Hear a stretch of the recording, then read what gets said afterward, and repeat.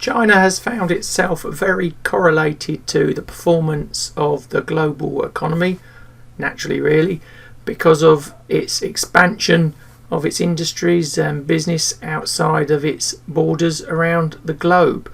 And it does have the potential to uncouple itself through various means and ways, and still outperform the rest of the major markets around the world. Now, if there is that turnaround, what stocks would you want to be looking at? Well, I've narrowed a list of over 30 down to 6 Chinese stocks that you can trade pretty much anywhere around the world, whether in US, UK, Europe, wherever they're available. I'm going to go through those 6 very quickly with you now, and we will see where they will head next in the near future. So with that, let's have a look.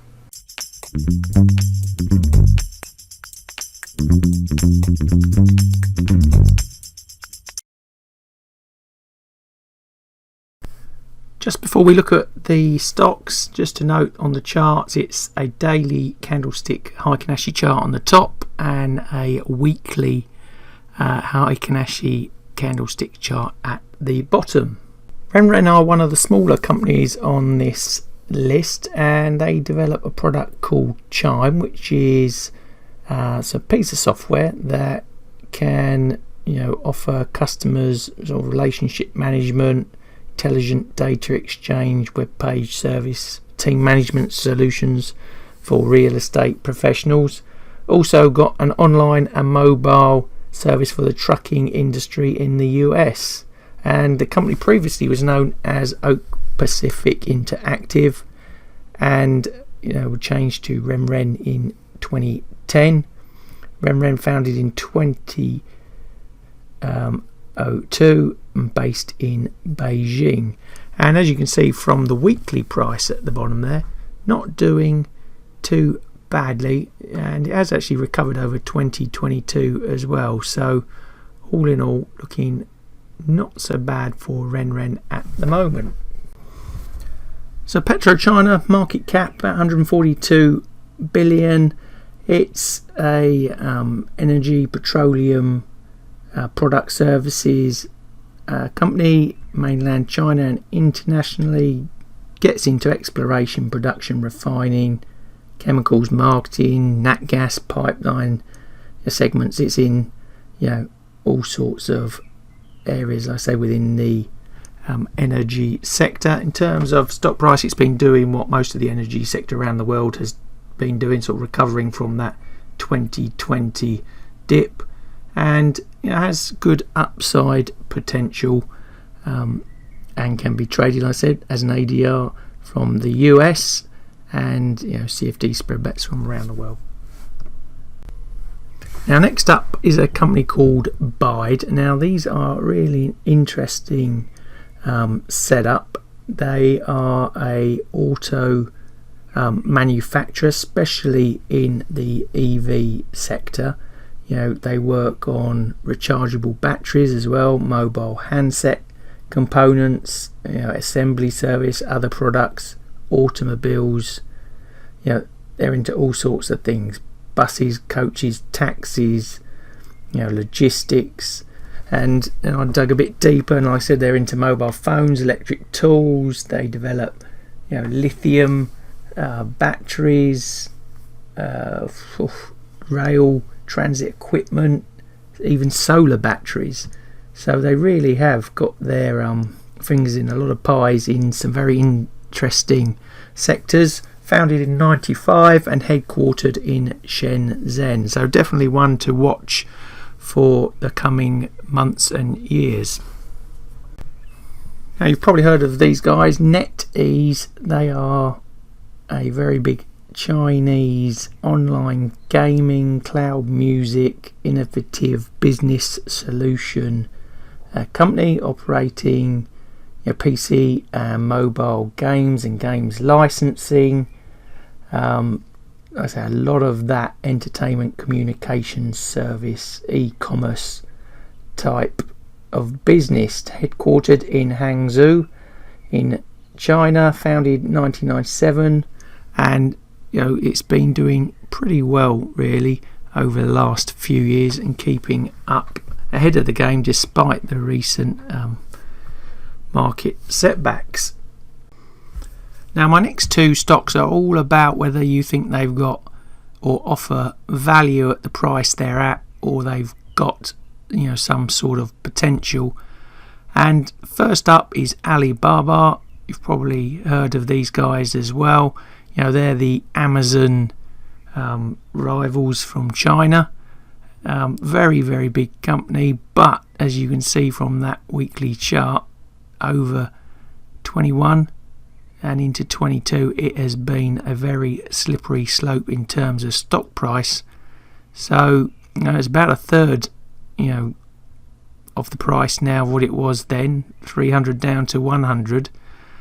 Great potential. It's a great e-commerce site platform in other things as well, so you do wonder whether it does offer good value, and that's what you've got to decide when you want to trade Alibaba in the future.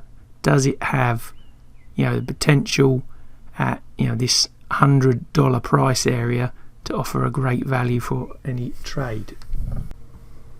This one really is an out there pick. It's Li Auto, and clues in the name. They develop and produce, manufacture, sell cars and vehicles, but in particular they are in the EV sector. Now they are based out of China, Beijing, China, and founded in 2015, and they've got various products. They do very well in China itself, trying to expand a bit more globally. So like I said, this one, it's probably one of the most contentious of the six in there.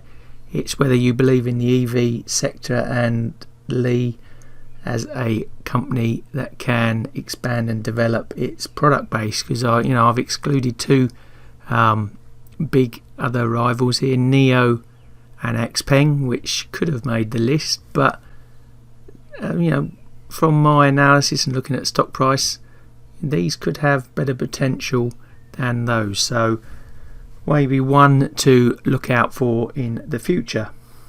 I looked at 32 stocks in all. That meant that 26 didn't make the list, and we're going to have a look at those 26 in a moment. But of that 32, how were the symbols distributed? Well, it's in four major stock sectors: consumer services, consumer durables, producer manufacturing, and miscellaneous, and actually all pretty much evenly spread out. And then if we go to the actual industries that they're involved in, it was motor vehicles, restaurants, miscellaneous, and electric products. So let's just quickly scroll through what was on the list, and the ones with the pink highlighted flags are the ones we've just looked at.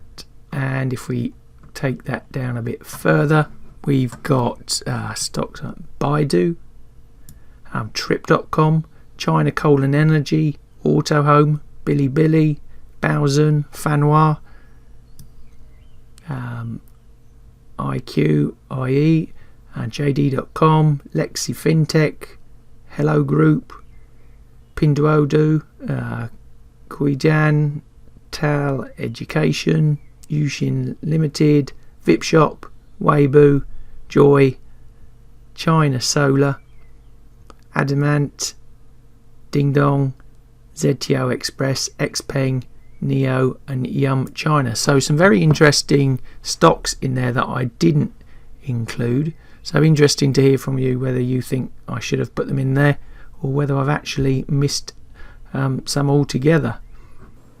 So there you go, 6 stocks to look at for a potential Chinese economic rebound, plus another 26 for you to also dive into and think about. And let me know in those comments, like I said previously, what you think of the 6, what you think of the 26. Have I missed some? Would you agree, disagree with the 6 that I've included?